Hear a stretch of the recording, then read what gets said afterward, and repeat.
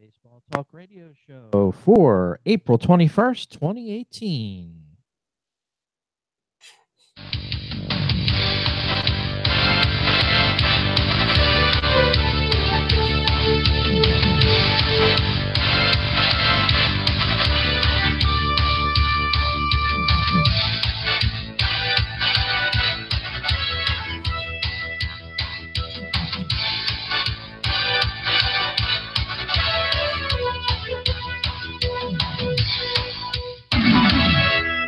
And hello, everybody, and welcome to another edition of the Baseball Talk Radio Show. I'm Gary Mack, and I'm joined by my co-host, Rich Baxter. Rich, how are you? Great, Gary Mack. How are you doing this? I am doing fine, and I have to say that it is unseasonably chilly here in the Northeast. And Rich, when are we going to get some nice, hot, warm weather here in the Northeast and can go watch a baseball game without dressing for a blizzard?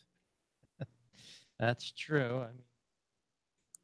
Oh, Rich, you're cutting out. We're not hearing you.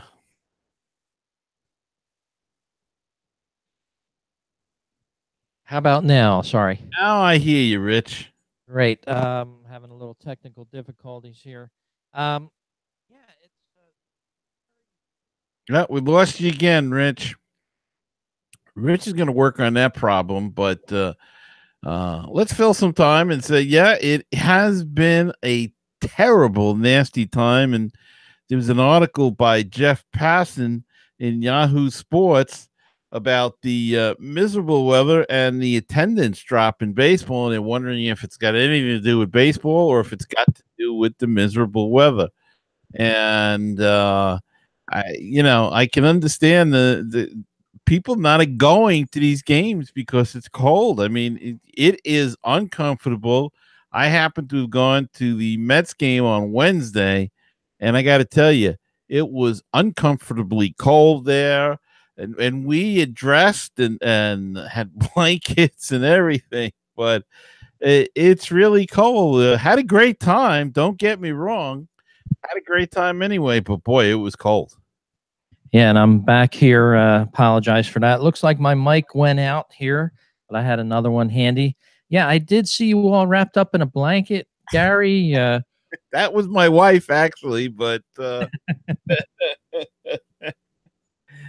yeah, it was a little on the chilly willy side there. But yeah, what a start to the first month of baseball. And as we were talking a little bit before the show started, it has affected attendance. Of course, you're not going to go to the ball game wanting to go out dressed for winter most of the time. And let's face it, a lot of the fans are staying home for the first few weeks of the season. Yeah, and I mean, this article, if you can get it, by Jeff Passan, it's a long one, but they're worried in front offices across baseball. Is it something else besides because they didn't spend on free agency to teams? But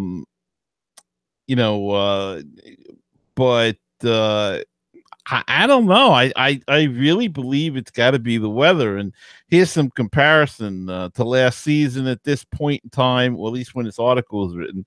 The Red Sox are down about 2,500 fans a game.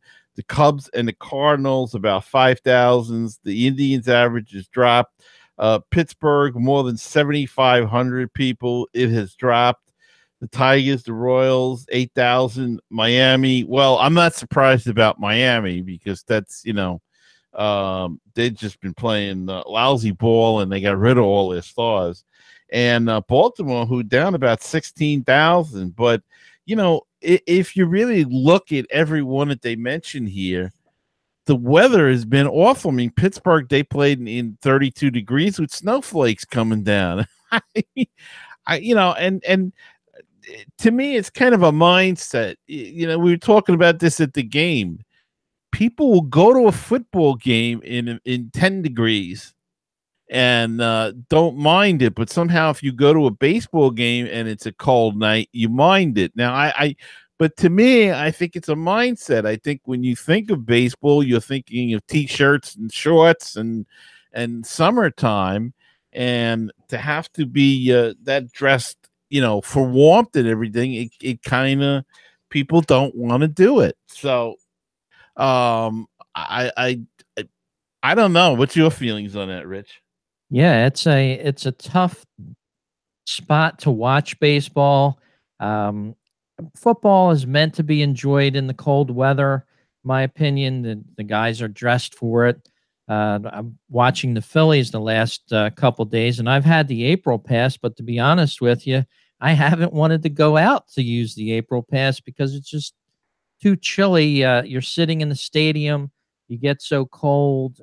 Just not a good fan friendly thing for baseball. But as you said, 60% of Oh, you faded away and we lost you again, Rich.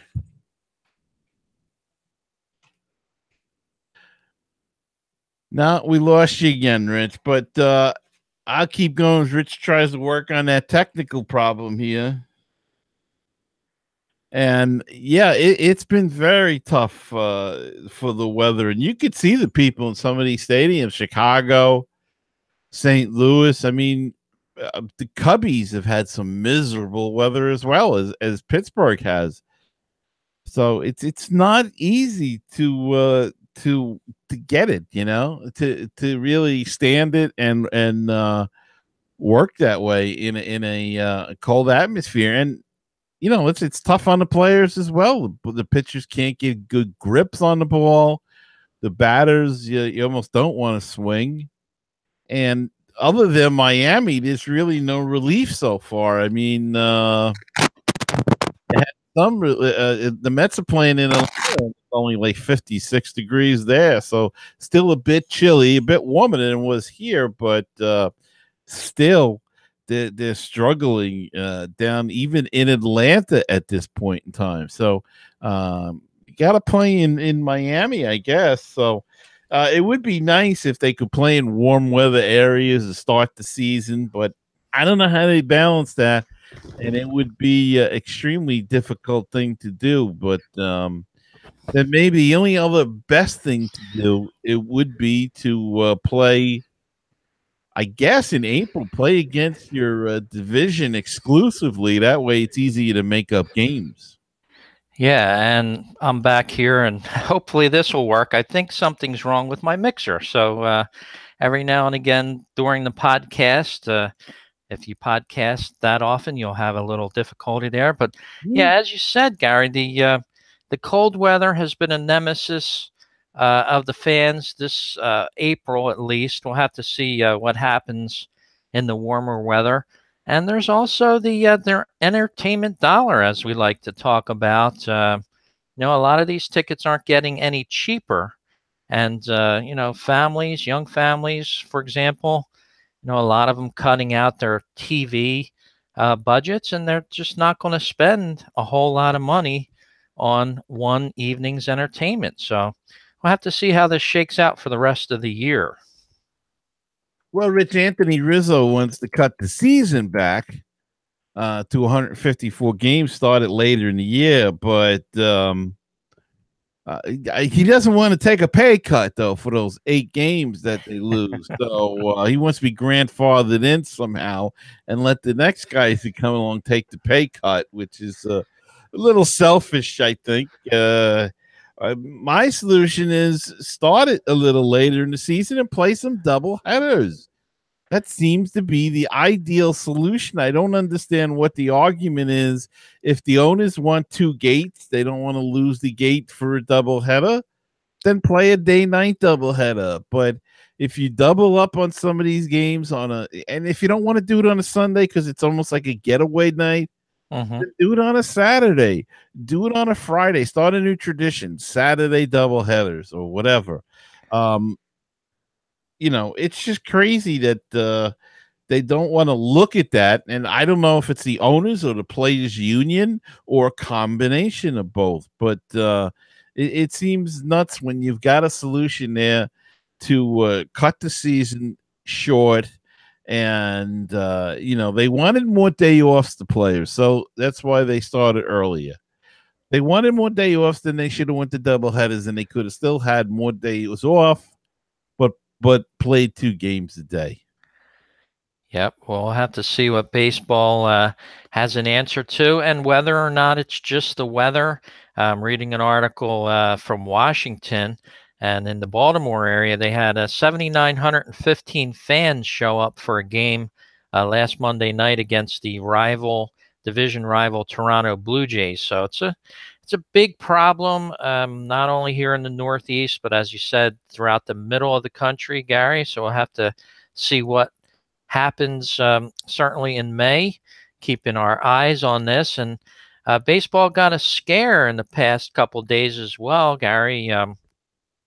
Chicago White Sox reliever Danny Farquhar had a brain hemorrhage right during the game on Friday in the 6th inning. It was a 10-0 loss to the Astros from the White Sox, and that's a pretty scary situation that was reported on there. Yeah, it was, Rich, and there's a picture of a Farquhar in action. Apparently, he came off of the field and collapsed in the White House, the White Sox dugout after facing 4 batters. Boy, we're having a heck of a show. Your mic's not working. My tongue isn't working. So he faced 4 batters, came off, and collapsed in the dugout. He is currently stable, but in critical condition in the neurosurgical ICU unit at Rush Hospital, and continues to receive treatment and close monitoring. Holy cow! We're not even drinking here, folks. Anyway, he's in stable condition. Let's just leave it at that. They're monitoring him. And our hopes and prayers go out to him for a quick recovery. Yeah, very scary situation there. One that doesn't happen very often during the game of baseball, especially during the game itself and when a player is in the game. So very scary there. Thoughts and prayers go out to Farquhar, his wife, and he has 3 children. So hopefully he'll heal up. Just a terrible situation there. Closer to home, Gary, we have some starting pitching news that we can talk about to a few of our listeners out there. Of course, you know, Gary has his Mets Musings podcast, which you can hear each week over at metsmusings.com or over at baseballtalkradio.com. Can tune in on that show every week. But Gary, the Dark Knight, I guess they don't call him that anymore, but Mr. Harvey apparently demoted to the bullpen. Yeah, he was. The Mets decided to shift him to the bullpen after a couple of bad starts, and I mean terrible starts. You know, he's in a contract year. He's got Scott Boras as his agent, so you know that they're not happy about this move at all. And this new Mets manager, though, he's not taking any crap from these guys, and he goes to the bullpen, and rightfully so. The only problem I see is I really don't know how you can trust him in the bullpen. Even he has been very shaky, not good at all. And but we'll see. Maybe the whole idea is to get him there. He's not going to be available until what would be his next start anyway. So they'll have some days to work with him and try to get him either mechanical. They say he's 100% healthy, so it's not a physical thing. It's more of a mental thing. But as you say, Rich, the Dark Knight is looking more like Robin now, well, I don't want to go any further than that. Okay, well, in other starting pitching news, my Phillies, of course, I do the Phillies Talk podcast and also the FightinPhillies.com blog. Jake Arrieta won his 2nd game as a Philadelphia Philly the other day. 10 strikeouts, really solidified himself well with the fan base. Anytime you get a double-digit strikeout night and cruise to a victory like he did, the 2nd of the year. So the Phillies are off to a hot start. one of their best starts ever at Citizens Bank Park in the history of the ballpark. So that's going back to 2004. And I didn't realize that until they said it the other night, Gary, that they've had that good of a jump. And we'll talk about our teams in a few minutes because the Mets have had an equally great start to the year. Well, and yes, they have, Rich, and sort of reverse roles as the Phillies started off a little on the shaky side and righted the ship and has just been playing terrific baseball as of late. And the Mets have done just the opposite. They started the season really hot, and now have gone win one, lose one, and like that. And but they have showed some resiliency in after a tough loss on Monday night against the Nationals, who they had down 6-1 in the 8th inning and blew it. The bullpen was horrible. So they lost that game, lost the next night, but came back in the 8th inning on Wednesday night when I was there and scored 9 runs and won that game. So they're showing some resiliency. They lost to Atlanta on Friday night, came back. On Thursday night, came back last night and beat Atlanta in the 12th inning, I think it was. So they're hanging in there, and as you say, they did get off to a good start to begin with, so pretty good. And there's some other teams that have gotten off to some good starts, but Pittsburgh is one that got off to a real quick start, and but the Phillies are really probably one of the big news stories right now of the year so far, because they dispatched the Pirates this weekend so far, last couple of days at least. Yeah, they've handled them quite well. They're on a 3-game winning streak. They're going for a sweep tomorrow in Philadelphia. So it's going to be interesting to see how long they can sustain this kind of run. A little later in tonight's podcast, we will be revealing our picks for the playoff, our playoff winners. And now we have, 3+ weeks in the books to make those picks. And I'm wondering how much our picks have changed over the last couple days because of that. Oh, probably immensely. Immensely, yes. Even though, some of the teams that were favored could straighten it out, and really come back into the picture, just off to a slow start. But, some of these teams are getting off quick.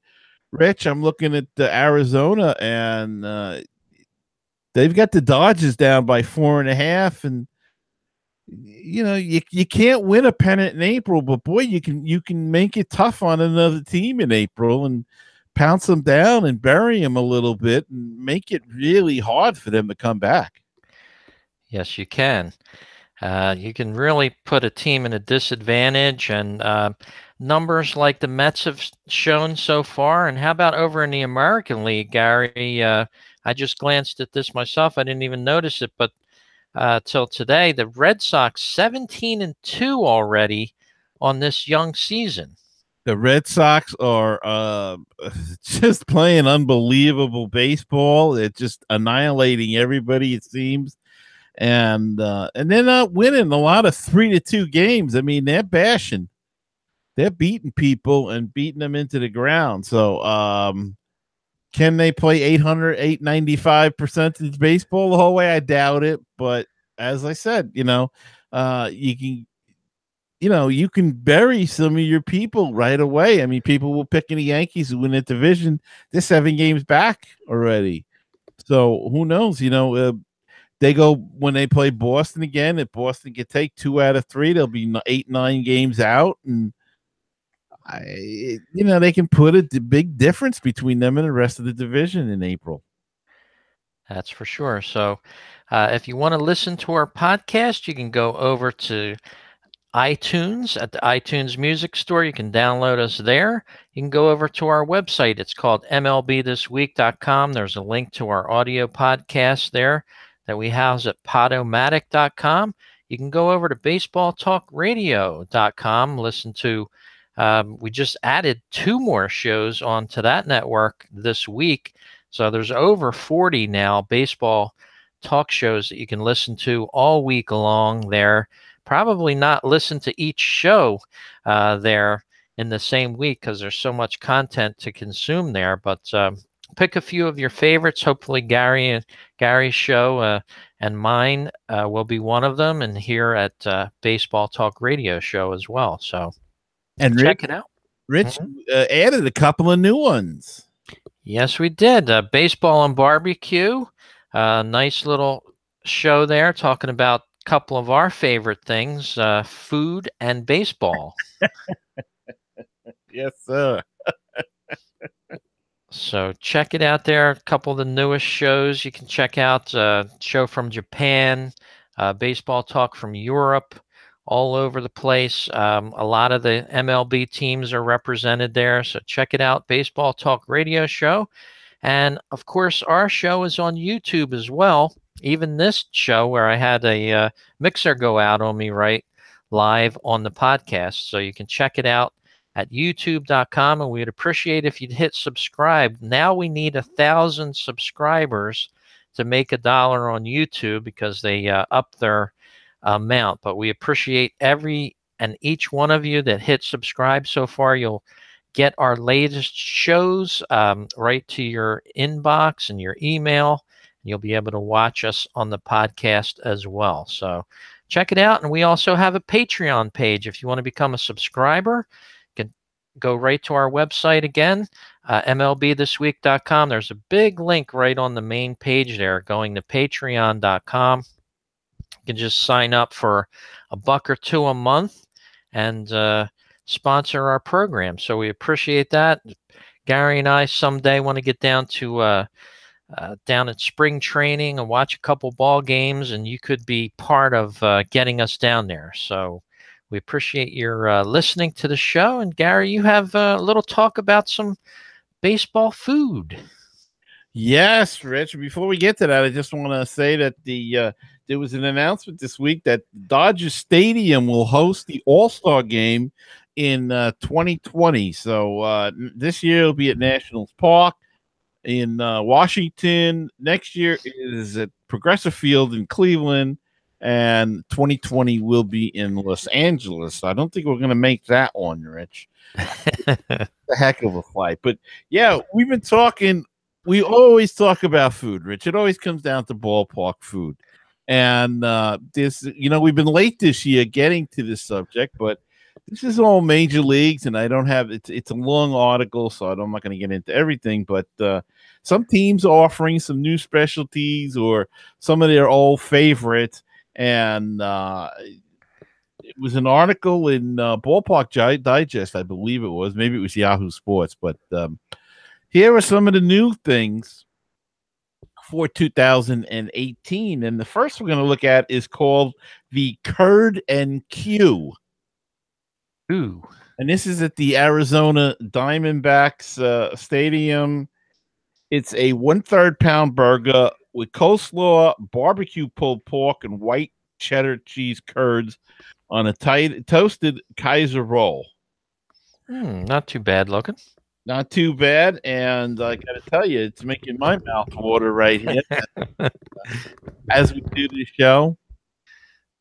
And the next one is the Cubbies from Chicago, and I can't get my lower third off of it, but there you have the Polk Street breaded pork shoulder. It is a house smoked and breaded pork shoulder, topped with house-made pickles and Dijon sauce, served on a Talera roll. And that looks mighty good as well, Rich. I'll go with the first one. I'll go with the burger. That's too vegetarian for me. All right. Well, speaking of a burger, the Yankees got a new burger spot in the stadium, and it's called Bear Burger. And according to the article here, the best burger that they have to offer may be the Matador. Now, that's the Matador, Rich, and it is a bison beef, pepper jack cheese, pickled jalapenos, pico de gallo, habanero mayo on a brioche bun. Now that sounds tasty, don't you think, Rich? Sounds a bit good. Yeah, I think I'll go for one of those. Yeah, okay. And let's see. Got a lot of calories, I'll tell you that. Not a cow. Yeah, it's not in my Weight Watcher point. I have to save some up. And the Tampa Bay Rays has got a burger that features melted cheese, lettuce, tomatoes, and dill pickles. But the real kick is the signature burst sauce, which before being topped off with a potato bun. That's in Tampa Bay. That sounds pretty good. And also in Tampa Bay is the this tasty little thing, if I can get it to come up there. And this is the Sunbird nachos. All right. Comprised of house fried blue corn tortilla chips with golden cheese sauce, sour cream, and fresh pico de gallo. And that's just some new options that are available, Rich, this year at the ballpark. And now I'm hungry. Not bad, not bad. Yeah, I was doing a little browsing myself here, checking out Tampa has a Raise Up burger there, signature burger featuring melted cheese, lettuce, tomatoes, and dill pickle. But the real kick is the signature burst sauce before being topped off with a potato roll. So, yeah, I think I'm with the beef for the ballpark this year. And the Yankees also have something called a tater keg. It's a jumbo tater tot topped with sour cream, cheddar cheese, bacon bits, and scallions all together on a skewer. And that sounds mighty delicious as well, Rich. And, you know, I'm on the Weight Watchers now, so this is killing me, but. Yep, you can't count those calories at the ballpark. No, you can't. And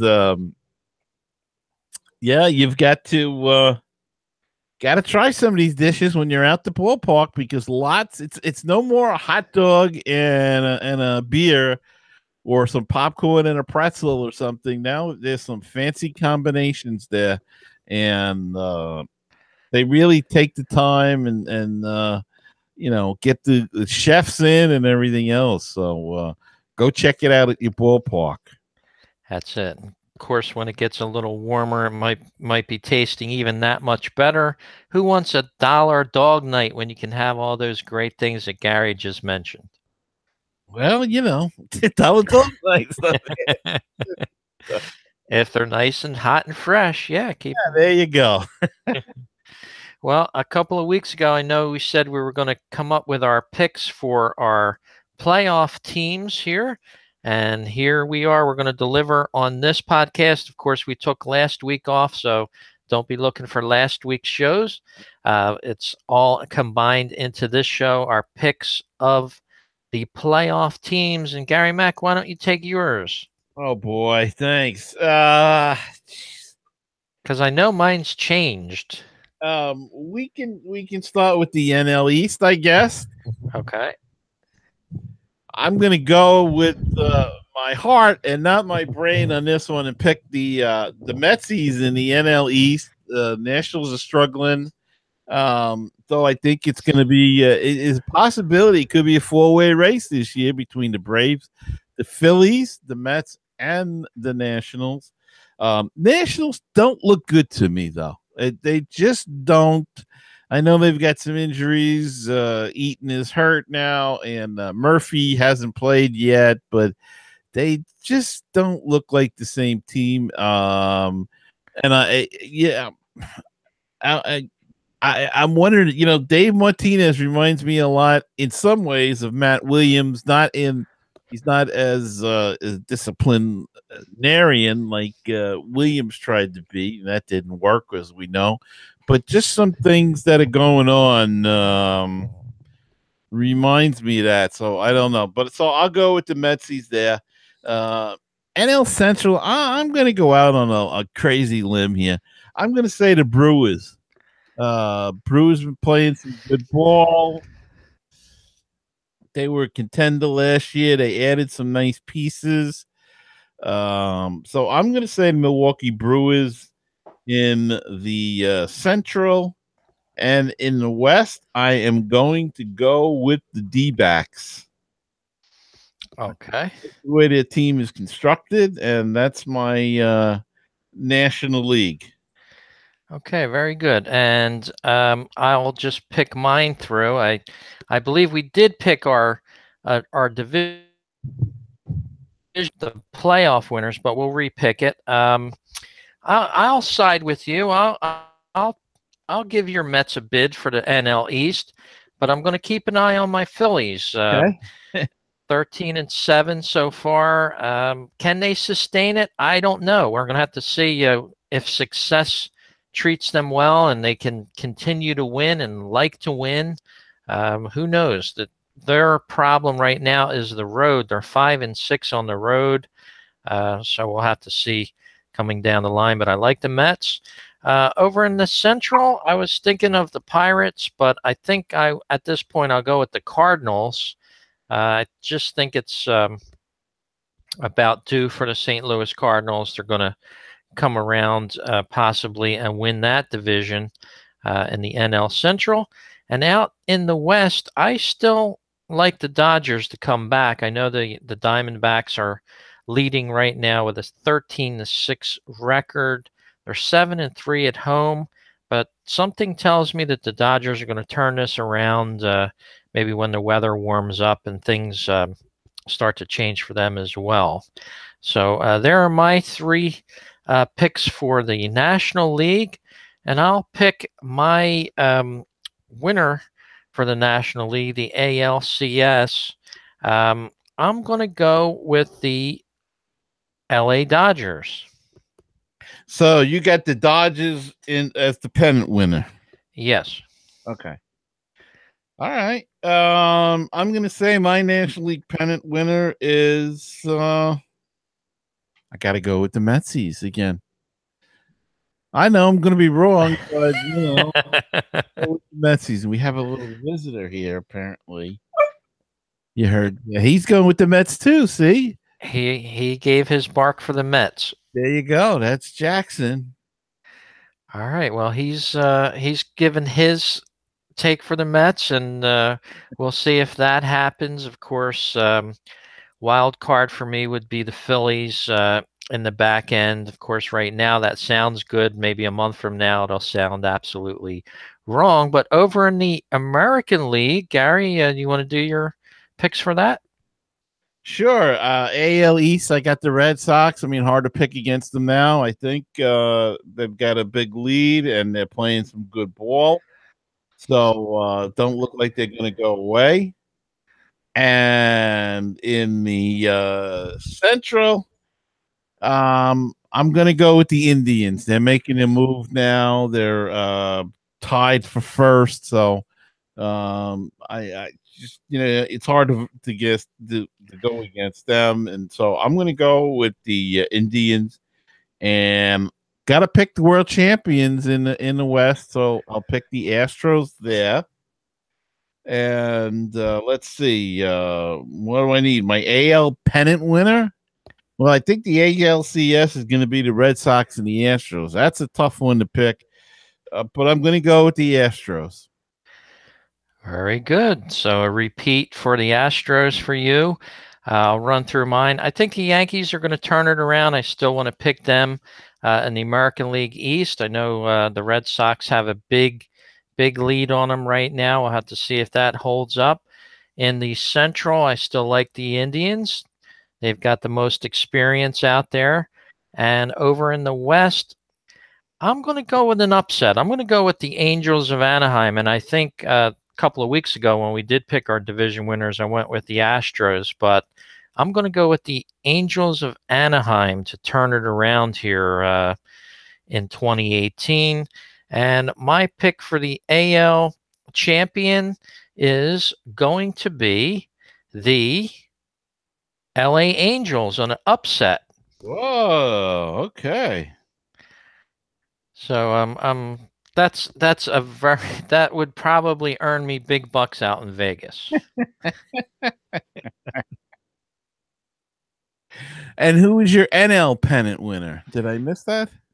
My NL pennant winner was let's see, the Dodgers. Dodgers. So I have it as sort of a California World Series almost. West Coast World Series going there. And of course, things would have to change. Great. I'd probably get 1,000-1 in Las Vegas on that bet right now. And who are we picking as the winners? Go ahead and make your pick.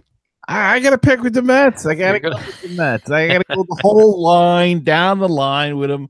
I never get these things right anyway, so it doesn't really matter. So I'm going all the way down the line with the Mets.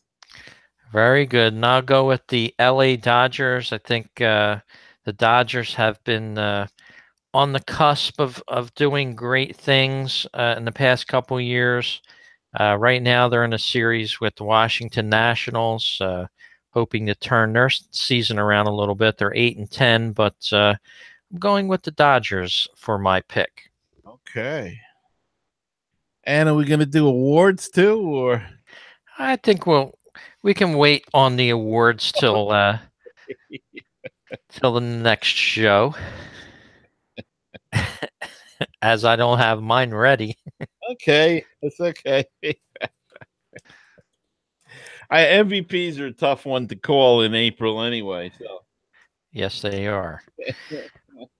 Well, we appreciate you tuning in to this MLB, the Baseball Talk Radio Show podcast here with Gary and Rich. We enjoy bringing it to you each week.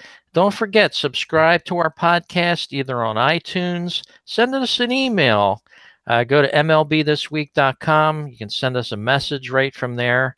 And we appreciate you listening and giving us your opinions as well. And we'll talk to you again on the next show. Gary, you have a great week, and I hope it warms up out there for you. I hope so too, Rich, and you do the same. We'll see you all next week, everybody.